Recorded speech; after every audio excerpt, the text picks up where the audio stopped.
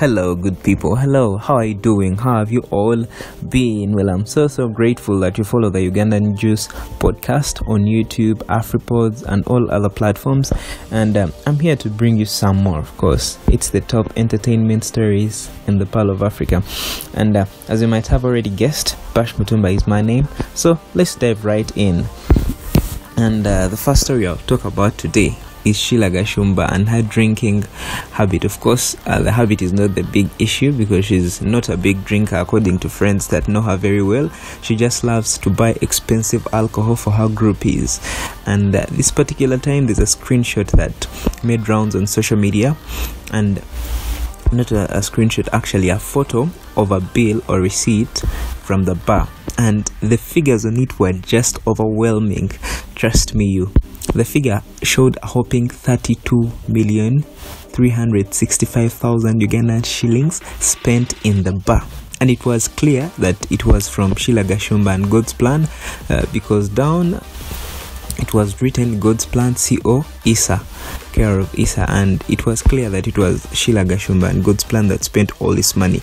The most shocking bit that shocked most people was the number of bottles these guys ordered in just one freaking night.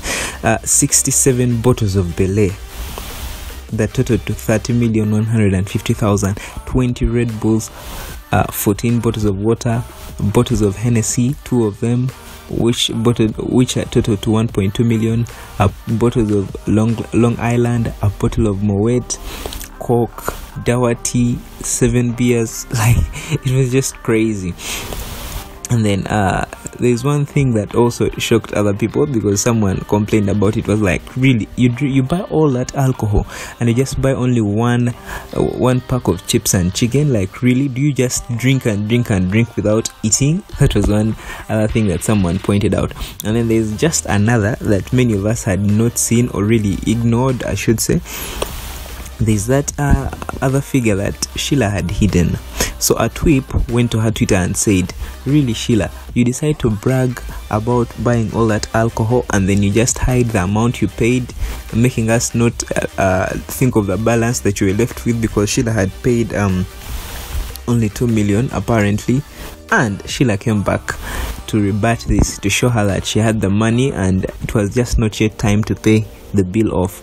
This is what she wrote on her Twitter. She said, Madam Accountant, I don't think 2 million would make me cry. We cashed in some new money today and we are not bothered. We can't be bothered. If the club brings our bottle order without playing the song we requested for, we do not pay for those bottles. That's what you see on the receipt.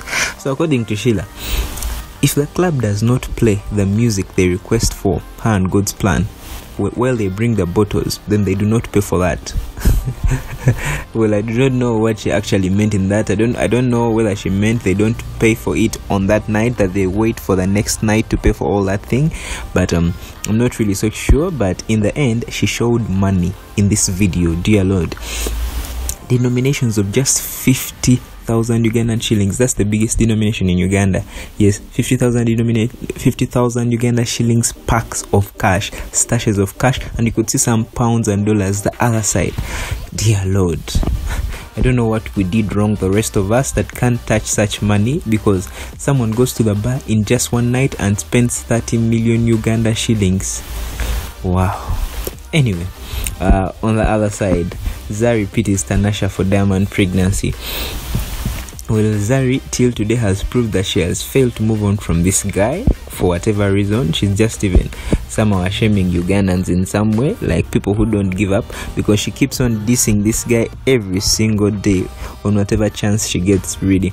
And this time round, she's been in Kenya, invited by Akote, and she was live on Instagram, and most people kept on asking her about Tanasha. Hey, Tanasha is pregnant. Did you know? And of course, as someone who doesn't care, you could easily ignore that, because you'll see the message and you'll ignore. And according to her, it was just one person repeating the same question, so it would easily be ignored. Zari has many fans that keep posting or questioning her during her live sessions, but she decided to respond, and it was more of a diss to Tanasha and Diamond in the same vein, because she said, Tanasha, I've heard you pregnant. Well, it's a good thing to be pregnant, but you have to be sure that the guy that you're getting pregnant for is a deadbeat father and he's not going to take care of that child, so you have to be ready. I don't know how much money you have on your bank account to take care of your child. Wow, that's what Zari says. And according to some people, she is unfair to Diamond, because Diamond says even though Zari accuses her of being a deadbeat father who is not involved in his children's lives, Zari actually blocked him, so there is no way he can contact her. She's making it so hard for him to care for the children or to be there in their lives. And even though Zari still argues that Diamond is deadbeat, she has refused to leave his house. She's still living in his house in Pretoria, even though she also claims her late ex-husband Ivan Semwanga left many houses in South Africa, that she can live in any of them. She has never lived in any of them. Yeah, she's still in Diamond's house, but anyway, she's the mother of his children, so no biggie. And Tanasha isn't a drama queen. Actually, she didn't respond to this. And about that thing of not leaving Diamond's house, it wouldn't be a big deal if she were living there alone with the kids. But the most disturbing thing is that she brings her new lover, who she likes to call King Bay, into Diamond's house. Well, that's a little disrespectful, you would think of it that way.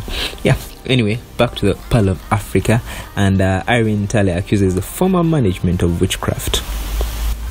Let me just read for you what Irene posted recently. You know, she has become more of a tweep lately. People complain that she's not releasing more music. She's more of a tweep. She's tweeting all the time. She tweets like 20 times a day, I should say. Okay, that's exaggerated because that would be a real tweep, but she tweets a lot. Yeah, she tweets really a lot. She's like an influencer lately. And this is what she posted lately. She said, "The short man with a rugged looking face can't sleep because I exist. His witchcraft has failed him. Please turn to God. I am just a living testimony of his goodness." So someone might argue that she just said the short man with a rugged looking face, so she didn't say anyone's name, so no one can claim that she's talking about Julius Chaze, the CEO of Swang's Avenue, the label which made her and then let her go, and then they brought on Vinka, who is now a hit all over the town, and Winnie Nwaju, who is also a hit. So according to most people, they say, hey, but she didn't mention the CEO's name, she didn't mention Julius Chaze. But this description is a clear indication that she was talking about Julius Chaze, really. And if you're still doubting, there's another post she made earlier, and it went like this: "I once met a tall fat man and a short man with a rugged looking face." Well, it's clear that the tall fat man is Benon Mugumbia, who is also a Swang's manager that side, and the short man with a rugged looking face, remember, is Julius Chaze. Those are the two biggest names in Swang's Avenue. And she added the word "stay tuned" hashtag. So it's clear that she is really hitting straight at these people. We weren't born last night, we weren't born yesterday. It's clear that we can see she's talking about Benon Mugumbia and Julius Chaze, the bosses at Swang's Avenue. And it's not a good thing that Ntale is really doing this to her former management. These people made her. These people brought her from nothing. They made her from scratch and made her the diva that she is right now. And there's a saying that never bite the hand that fed you. It's not nice that Ntale is doing exactly that. And like the late Mozi Radio once said, the right hand needs the left hand to clap. So personally, I think Irene Ntale should really put herself together. She should stick to making music. I've heard she's in Nigeria now, and she's doing great out there. She's securing deals. It should be good. Well, while Vinka is signing for Sony and producing great music, Ntale is here abusing former management. Really, it is very disturbing. Anyway, on Saturday, 29th June, Chronix, Jamaican reggae superstar, really did a great show here in Kampala, and people are really waiting for him. He's like the one of the best reggae stars right now of our era. If you're talking about the best reggae stars of our era, of course you won't include the Bob Marleys and stuff, but people of our era, you talk of Chronix if you're making a list of top reggae stars in our era.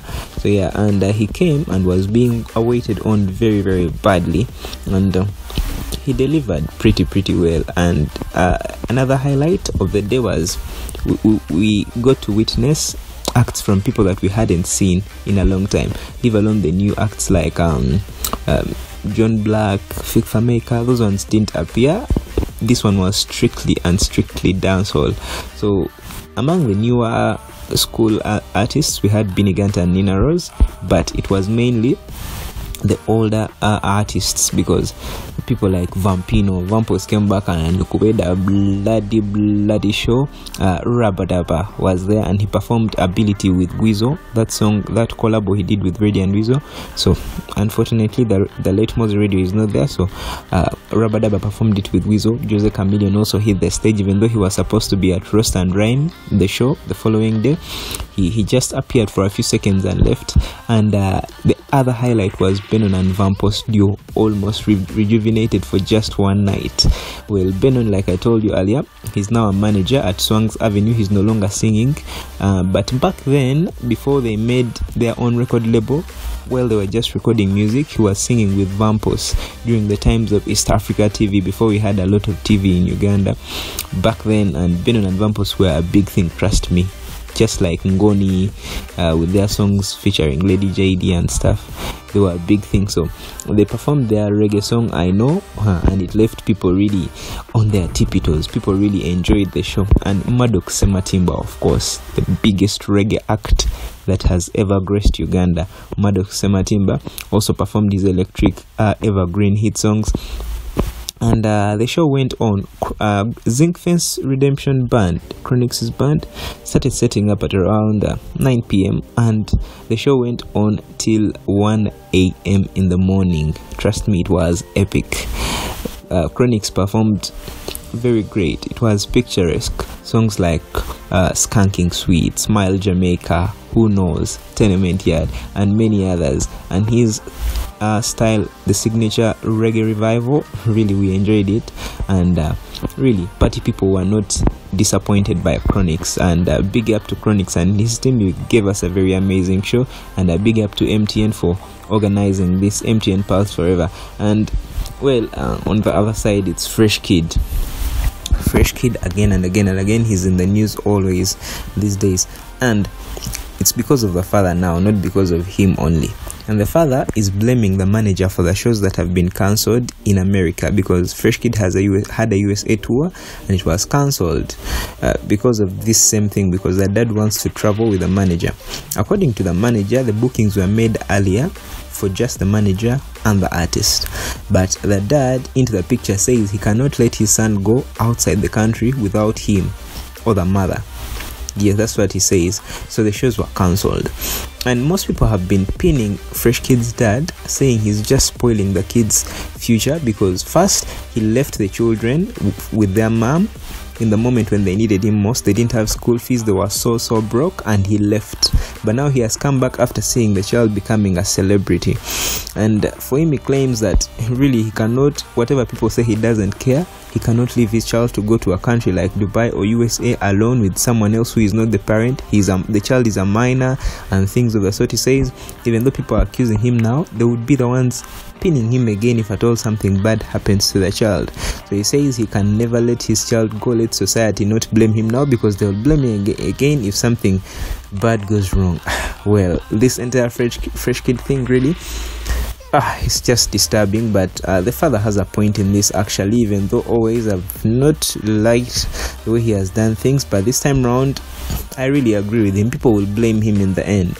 Right now they're saying he's wrong, but if something bad ever happens to that child when he's not there, he will be blamed. He's a deadbeat dad and stuff of the sort. Even though he made mistakes before, he says it's because he was broke and very, very poor. His only mistake is being poor. That poverty is the only thing he's guilty of, but he loves his children. Well, many people have been poor and have taken care of their families, at least in poverty. So that's not a big excuse, but fine. On the other side of the coin, Uganda, we've qualified to the knockout stage of the AFCON of 2019, and even though we've been molested by Egypt, well, not that I was personally shocked. I wasn't shocked at all. I expected this, because Egypt always beats us when we play in Egypt. The only time we can beat them is when we play here at home at the Mandela National Stadium in Nambole.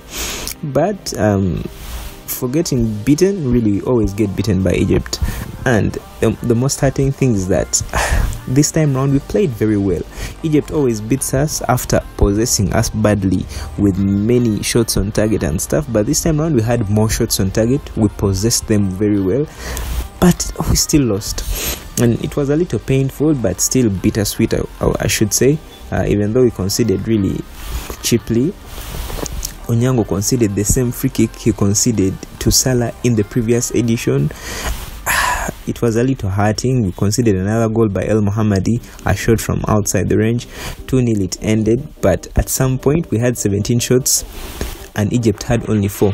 Imagine, they had 2 goals with 4 shots, all of them were on target. We had 17 shots and majority of those were not on target. So it exposes our team that right now, even though we've gotten better with the playing, our strikers really need to get sharper. Okwi was a little bit of a disappointment.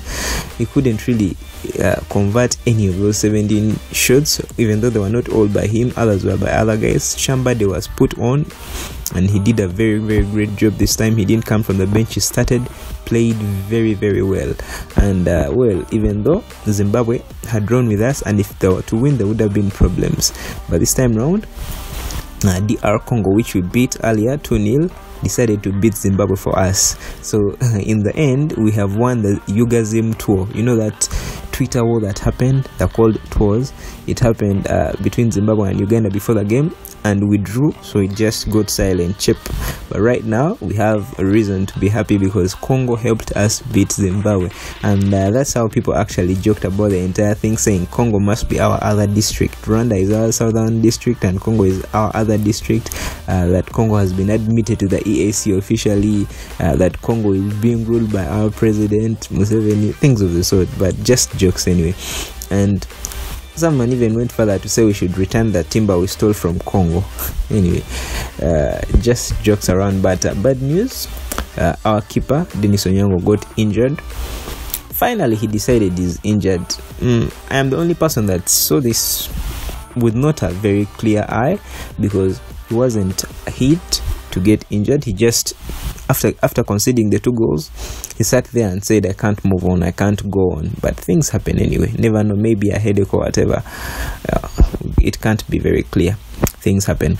And well, that's all from me today. Thank you so much for supporting Ugandan Juice. Please like and comment if you found this interesting, and subscribe too. My name is Bash Mutumba. Catch you later. Catch you next week. Check me out too on Instagram, by the way, at Bash Mutumba. Sayonara.